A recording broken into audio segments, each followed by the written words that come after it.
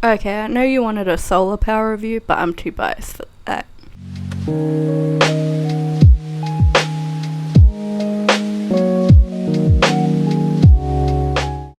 Sorry for all the background noises and stuff, it's a hot day. Hi, I'm Talia, and today I'm going to be reviewing Halsey's new album, If I Can't Have Love, I Want Power. Okay, so this album is a concept album about the joys and horrors of pregnancy and childbirth. Here's Halsey's quote about it, you can pause and read it, but the idea is that you can be a sexual human being and you can also be a parent, and those things can coexist, and it's about her experience of how people perceive her, and it's pretty interesting.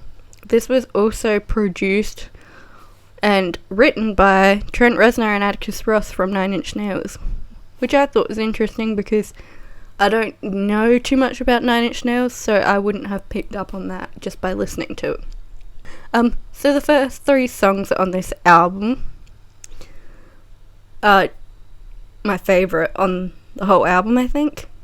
It's The Tradition, Bells in Santa Fe, Easier Than Lying. We got the first one, which is kind of like a twisted nursery rhyme, and she's talking about how men historically take what they want. I think, how's the chorus go? It goes, take what you want, take what you can, take what you need, don't give a damn. Ask for forgiveness, never permission. I think that's how it goes. And it's so good and dark. And then Bells in Santa Fe is kind of like very religious undertones. Like there's even a bit where it says Jesus needed a 3-day weekend to sort out his bullshit. And as soon as I heard that, I was like, that's a brand new reference, and it was, which, yikes. And then we have Easier Than Lying, which is so hard hitting. I love it. It's just like rocky, and it's just grungy. And then there's a few songs on this album that surprised me, but number 1 being Girl Is a Gun.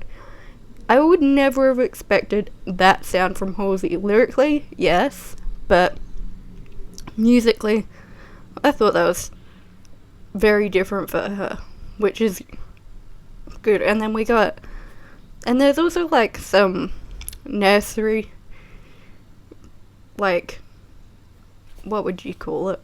Like lullaby songs for a future child. I don't know how to say this word, but yeah, a Bernie, which means, I think it said, I'll put the definition on the screen, but it's something like, you may lay me down, or you may bury me, or something.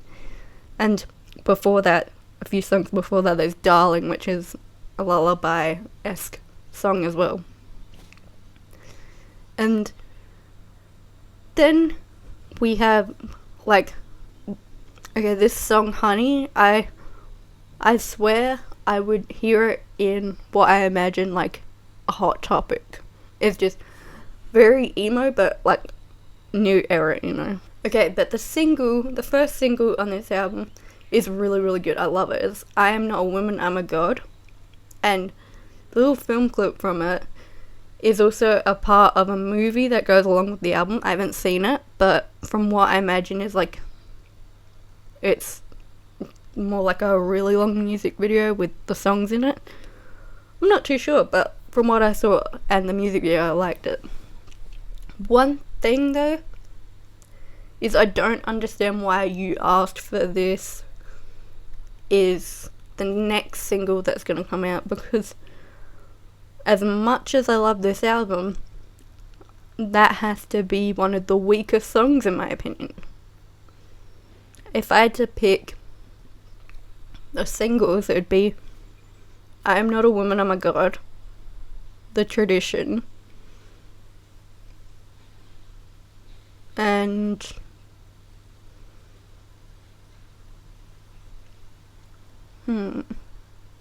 Easier Than Lying, and then Honey maybe. But I would never pick You Asked for This as a single. But some things I love about this album is you can see how much Halsey has grown up. She has other concept albums, but her first 2 concept albums she made as a teenager, and half the songs on both of those albums, in my opinion, don't really hold up anymore, which shows that she's grown as an artist. But they're very Tumblr-esque, and I would sing along with them at a concert, but I would never willingly listen to them. I wouldn't pick that on Spotify to listen to. It gives me just like a teenage cringe feel. But then her last album is all about her, and then this album is like a concept, so she's really grown up. So I feel like she really is an artist now, and not just a performer or singer. I've also noticed, I don't know if this is intentional, but a few of the songs on this album sound like what she was trying to do before, but better. So The Lighthouse sounds like Young God, like that, one of those type of songs, but like better production, better sounds and stuff. And I will give note, this album is 13 songs, which is chef's kiss. I am not a fan of long albums. As soon as I see a track list and there's heaps and heaps of songs, it deters me from even listening to it, because I'm like, if the songs aren't great, I'm probably not gonna listen to all of them. Like, if I get to song 3 and I'm not jiving to it, I'm not gonna go through every song hoping to find like the magic songs. Like, I'm just not going to. So yeah, 13 songs is a great amount of songs.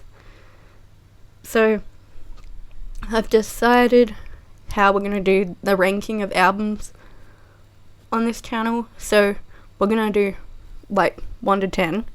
10 being the best and 1 being the worst. Like 1 being I would never listen to this whole album again. 10 is there is no skips. Right. And there will be 0.5s that can be incremented if I'm unsure. Which is ironic, because this album is a 9.5.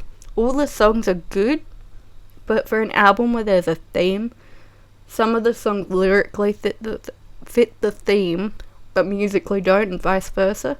So that's why this album gets a 9.5. Definitely, along with Manic, her best work to date.